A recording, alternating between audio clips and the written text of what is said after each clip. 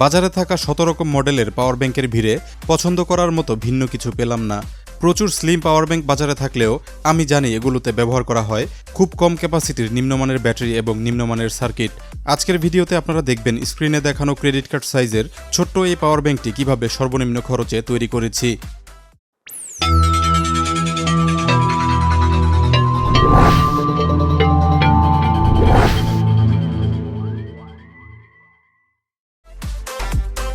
একটি পাওয়ার ব্যাংকের মূল উপাদান হিসেবে থাকে একটি সার্কিট বোর্ড এবং ব্যাটারি।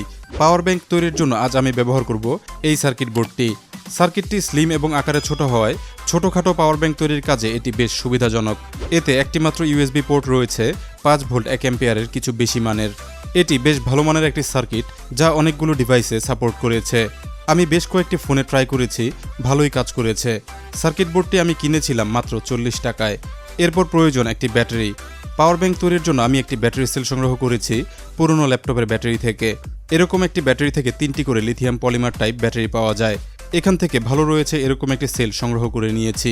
আমার কাছে এর চেয়েও অনেক পাতলা ব্যাটারি আছে, কিন্তু ক্যাপাসিটি কম হওয়ায় এগুলো ব্যবহার না করে ল্যাপটপ ব্যাটারি থেকে সংগ্রহ করা সেলটি ব্যবহার করব। নিজস্ব মডেলের পাওয়ার ব্যাংক তৈরির জন্য প্রয়োজন নিজের মতো একটি ডিজাইন।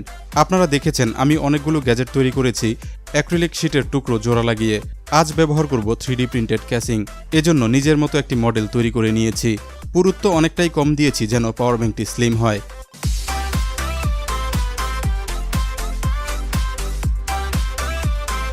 আমরা দেখতে পাচ্ছি এর ওজন হবে মাত্র 18 গ্রাম এবং ফিলামেন্টের জন্য খরচ হবে 25 টাকার মতো। এবার মডেলটি প্রিন্ট করে নেব।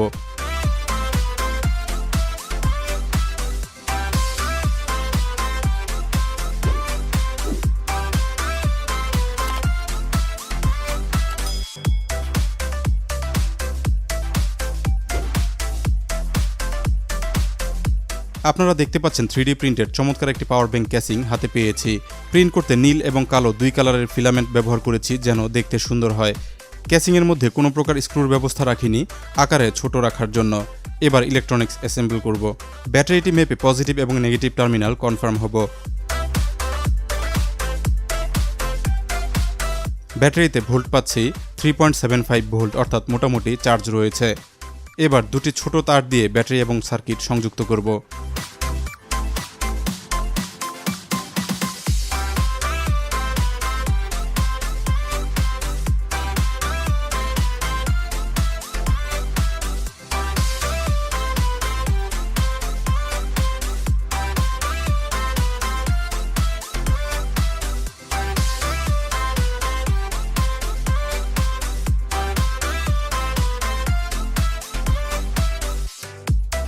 দুই দাগ, অর্থাৎ প্রায় মাঝামাঝি লেভেলে চার্জ শো করছে।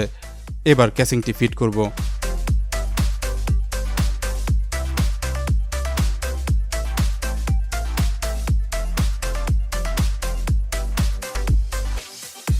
ক্যাসিংয়ের 2 পার্ট লাগানোর জন্য ব্যবহার করব এরকম ক্লিয়ার টাইপ সিলিকন জাতীয় আঠা। এ ধরনের আঠা ফোনের ডিসপ্লে লাগানোর কাজে ব্যবহার করা হয়। আঠা শুকানোর পর আমরা হাতে পেয়ে গেলাম একটি পরিপূর্ণ পাওয়ার ব্যাংক। অনেকটা ক্রেডিট কার্ডের মতো দেখতে হয়েছে। এবার টেস্ট করার পালা। টেস্ট করার জন্য একটি আইফোন কানেক্ট করছি।